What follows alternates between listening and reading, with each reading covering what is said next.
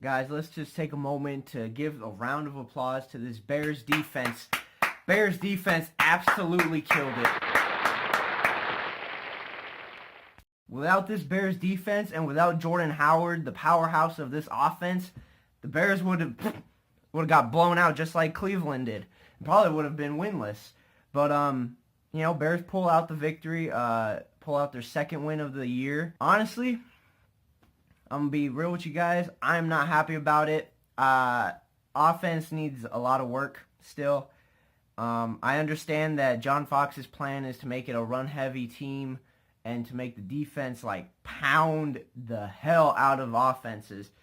And it's all good and dandy, but I'm not a fan of all the running that they've been doing. I want to let them give Trubisky time, I want them to give Trubisky more of the playbook. I heard the announcers talking about, or the commentators talking about, they should give him at least like maybe 2 or 3 plays to work with, and, audible and whatnot.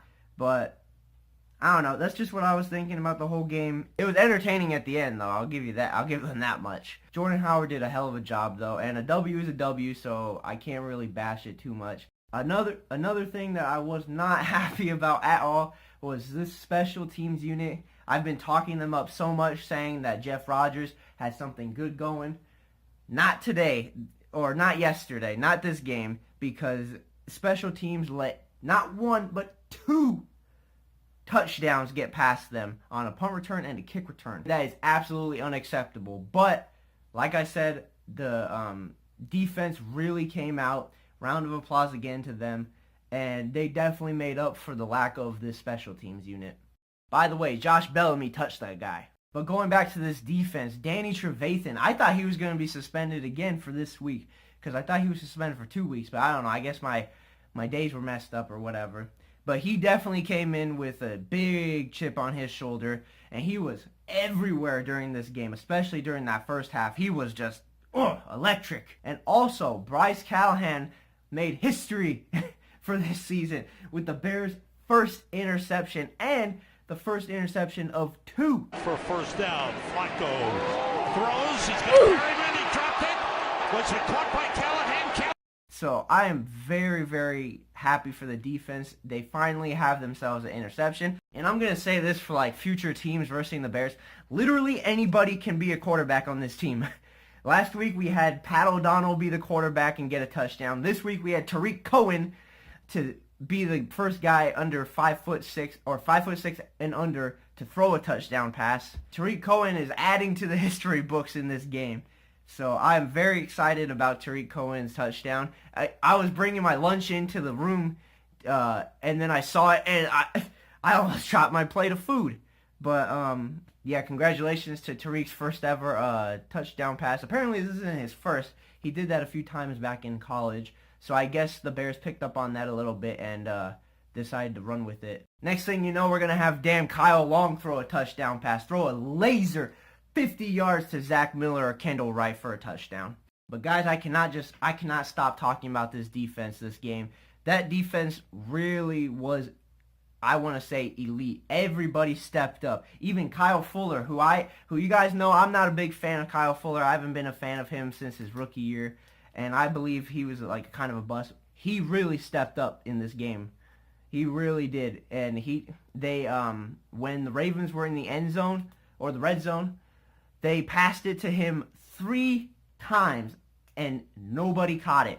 So I don't know what they were trying to do. Maybe they were trying to make him slip, but he did not. It was his hometown. He is not going to let his home team or whatever embarrass him like that in his hometown. So I think he did an amazing job. Adrian Amos did absolutely bananas in this game, and I am very, very, very, very proud of this defense. And some other notes I had about this game was you can't rely solely on the running game or solely on the defense. Like I said, you got to give Trubisky some place to work with, to audible with, and let him learn and grow, because he hasn't really started much in high school, only started like 13 games or something in college. He hasn't done much at all. He doesn't have that much under his resume or he doesn't have that much on his resume about how many starts he's had. Once they gave him the opportunities in this game, he really rocked them. The only problem I had with Trubisky this game was he was overthrowing a lot, especially to Gentry in the beginning. He was trying to do some fade or post routes or whatever to Gentry, and they were well over his head. And that clutch catch that Kendall Wright made, he had to jump high for that one. So that could have easily been overthrown and possibly even intercepted. So, I don't know. Trubisky's got to work a little bit on his power, because I know he's a really good quarterback, really accurate, but I don't know. He's just got to work on that power. He can't just overshoot things too much. All right, now comes one of my favorite parts of the reviews or whatever, the discussions, and that is the MVP and the clutch player of the week. Now, it was absolutely hard for me to choose the MVP because so many people did great. Jordan Howard did great. Adrian Amos did great. Connor Barth did great. Kyle Fuller did great. Danny Trevathan did great. Akeem Hicks did great. Everybody was doing amazing. So what I'm doing is I'm going to do an offensive MVP and a defensive MVP because that'll help split it a little bit. And offensive, you can already guess, is my man Jordan Howard with 36 for 167 yards. Surprised he did not get a single touchdown today. It's like freaking Walter Payton in the Super Bowl in the 85 Bears. And he absolutely ran this defense to the ground. And that final run that he did in the overtime, phenomenal. I was holding my breath the entire time. I thought he would have stepped out, but I'm so glad he didn't. And moving on to the defensive MVP, who was originally the clutch player of the week, but I know you guys already know who the clutch player of the week is. But the original clutch player of the week, but now the defensive MVP is Adrian Amos. And Adrian Amos did absolutely amazing today. He had 6 tackles, 2 assists, plus that clutch pick 6. Okay, that pick 6 was amazing. I didn't think he would go. I thought he would go down right when he picked it off, and I thought he would have been out of bounds even. But no, he dodged tackles left and right. He fought through the fire big time, and then got the beautiful pick 6, and I was extremely proud of him. So the clutch player of the game for this week is definitely I'm just kidding. It is Connor Barth, the other kicker. And usually I wouldn't add Connor Barth into this unless he does something spectacular like this. And I have put my faith in him before in trying to do game-winning field goals, and he messed them up every single time.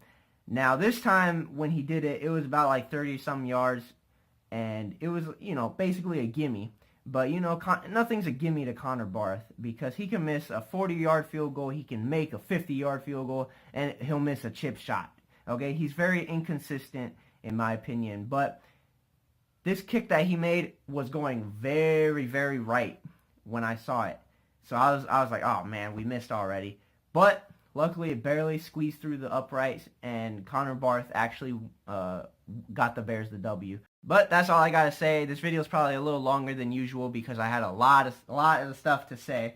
I had a lot of notes today, and that's probably the most I've had in a while, to be honest. But yeah, good job to the Bears winning this game. It was a definite turning point for that defense, especially. Let me know what you guys think about this game in the comment section below. Be sure to like, subscribe, comment, things like that. And let me know who your guys' MVP or MVP candidates would have been, the runner-ups, the clutch player of the week for you guys. And I'll see you guys next time when I talk about what the Bears can do to possibly beat the Panthers. So until then, guys, bear down.